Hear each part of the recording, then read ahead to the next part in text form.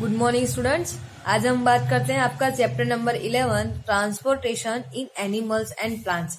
मतलब कि animals and plants में ट्रांसपोर्टेशन ब्लड का कैसे होता है उसके बारे में। तो उसमें फर्स्ट हम बात करते हैं human circulatory system. The circulatory system is a transport system. जो सर्कुलेटरी सिस्टम है वो क्या है? ट्रांसपोर्ट सिस्टम है of the human body which consist of a network that supplies food, water, oxygen and other substance through the body।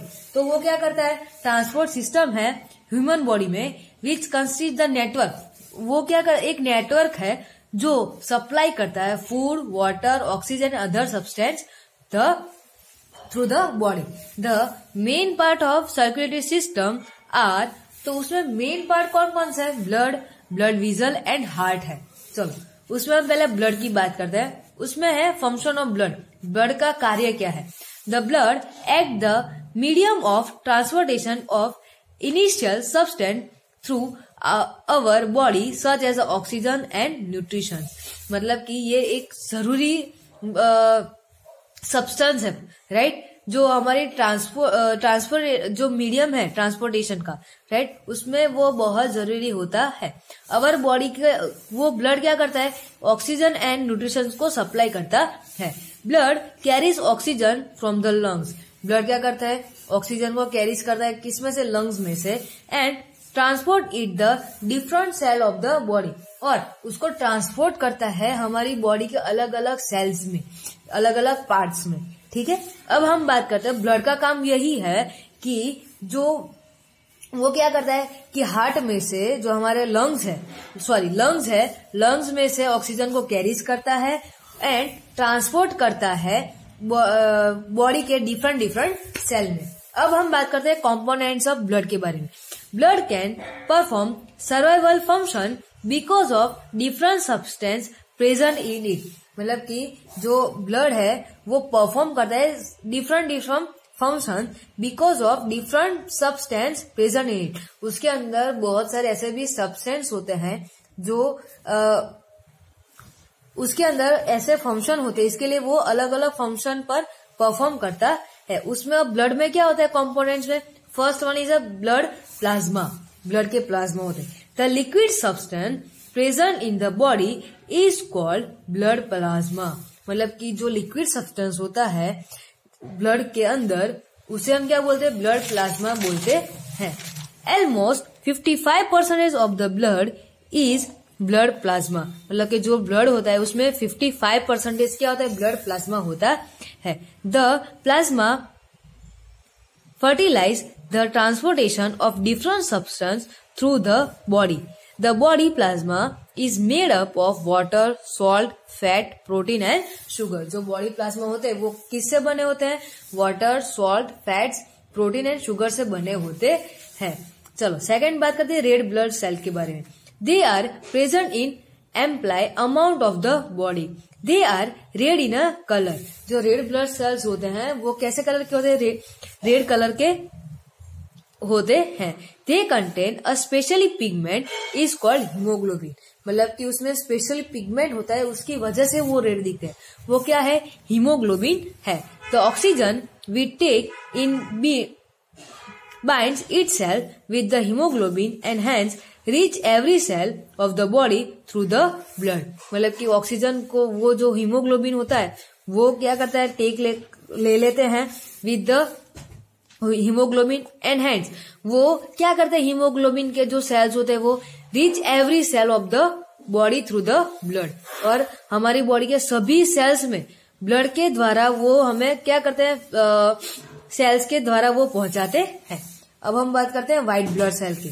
They are present in fewer amount but perform a virtual function in the body. White blood cell कितने होते हैं? Almost 1% होता है हमारी body में। ठीक है, मतलब बहुत ही कम परसेंटेज हमारे बॉडी में व्हाइट ब्लड सेल्स के होते हैं, लेकिन उसका फंक्शन जो उसका वर्क है वो इट्स वेरी वर्चुअल, वो बहुत जरूरी है। This cell fight against the grams present in the body. हमारी बॉडी में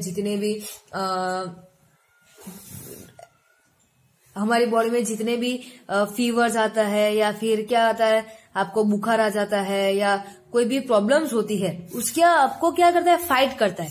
कौन फाइट करता है, व्हाइट ब्लड सेल करते हैं। इसकी वजह से क्या जरूरी है, हमारी बॉडी में व्हाइट ब्लड सेल बहुत जरूरी होते हैं। ठीक है, अगर हमारी बॉडी में व्हाइट ब्लड सेल कम हो जाएंगे तो आप क्या करोगे, बीमार पड़ जाओगे, राइट, थक जाओगे, या फिर आप बार बार बुखार आने लगेगा, वैसा हो सकता है। तो ऐसा ना हो, इसके लिए हमारी बॉडी में व्हाइट ब्लड सेल उसको अगेंस्ट फाइट करता है और हमें बचाता है।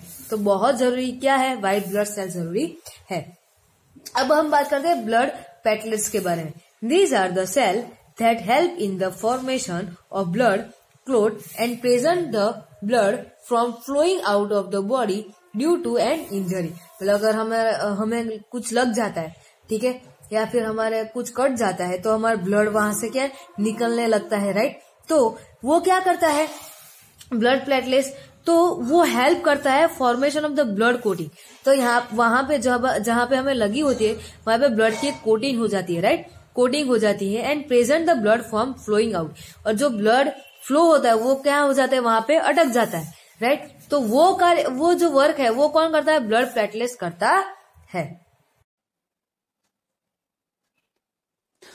Hello friends, welcome to my YouTube channel MLT lab manual. दोस्तों, आप सभी से रिक्वेस्ट है, यदि आपने सब्सक्राइब नहीं किए हैं मेरे चैनल को तो प्लीज़ सब्सक्राइब कीजिए और बेल आइकन को भी प्रेस कीजिए, ताकि हम कोई भी वीडियो अगर अपलोड करेंगे तो उसका नोटिफिकेशन आपको मिल जाए। दोस्तों, आज का जो हमारा टॉपिक है वो है ब्लड। तो आज हम लोग ब्लड के बारे में जानेंगे कि ब्लड का क्या फंक्शन है और इसकी क्या कंपोजिशन है। तो ब्लड जो है एक बॉडी फ्लूइड्स होता है जो पूरे बॉडी में सर्कुलेट होता है through the veins and artery. और ब्लड का जो मेन फंक्शन होता है वो होता है ऑक्सीजन और न्यूट्रिएंट्स को पूरे बॉडी के सेल्स और टिश्यू तक पहुंचाना, और फिर उस टिश्यू और सेल से जो वेस्ट प्रोडक्ट होता है, जैसे carbon dioxide, urea and uric acid and और भी होता है, उनको बॉडी से बाहर निकालना। तो ब्लड जो है हमारे बॉडी में वो बॉडी वेट का 7 से 8% होता है, और वॉल्यूम वाइज जो है ये 5 से 6 लीटर एवरेज होता है, और फीमेल में जो है 4 से 5 लीटर होता है। और इसका जो पीएच है वो 7.35 से 7.45, एवरेज जो है इसका पीएच 7.4 होता है। तो अब ब्लड का मेन फंक्शन क्या है, तो ब्लड जो है वो ऑक्सीजन को लंग्स से टिश्यू तक पहुंचाने का काम करता है। तो वो कैसे करता है, तो ब्लड के अंदर जो है वो आरबीसी होता है, और आरबीसी के अंदर जो है हीमोग्लोबिन होता है। तो हीमोग्लोबिन क्या करता है, वो ऑक्सीजन जो हम सांस लेते हैं वो ऑक्सीजन क्या करता है, हीमोग्लोबिन बाइंड कर लेता है उस ऑक्सीजन से, और फिर वो ऑक्सीजन पूरे बॉडी के सेल्स और टिश्यू तक पहुंचाता है। और फिर वो क्या करता है, जो उस टिश्यू और जो सेल्स होता है वहां पर जो वेस्ट प्रोडक्ट होता है उनको वो बाहर निकालता है through the lungs and urine. जैसे कार्बन डाइऑक्साइड हो गया, थ्रू द लंग्स बाहर निकल जाएगा, और यूरिया और uric acid through the urine ये पास आउट कर देता है। और हमारे बॉडी को न्यूट्रिशन भी चाहिए हर एक सेल्स को, तो न्यूट्रिशन देने का भी काम जो है ब्लड करता है। यानी कि ब्लड में जो है ग्लूकोज होता है, प्रोटीन होता है, कार्बोहाइड्रेट होता है, और मिनरल्स होता है, ये सब विटामिन होते हैं, सारे चीज़ होते हैं। वो सारे चीज़ें जब ब्लड सर्कुलेट होता है तो हर एक टिश्यू और सेल तक वो पहुंचाता है फिर वो। और ब्लड के अंदर जो है एक वाइट ब्लड सेल्स होता है जो एक डिफेंस मैकेनिज्म की तरह काम करता है। यानी कि जब कोई हमारे अंदर बैक्टीरिया या वायरस एंटर करता है और जब हमें वो डिजीज कॉज करने की करता है तो फिर उसके अगेंस्ट वो फाइट करता है, ये एंटीबॉडी प्रोड्यूस करने में हेल्प करता है। और ये ब्लड जो है हमारे घाव भरने में भी हेल्प करता है। कहीं पर कट हो जाए तो स्टॉप होने में ये घाव को भर के वहाँ पर घाव भरने में हेल्प करता है। और एक जो ब्लड जो है वो मैसेंजर फंक्शन की तरह भी काम करता है। यानी कि अगर कहीं टिश्यू या सेल्स डैमेज हो जाए तो वो हमें एक सिग्नल देता है।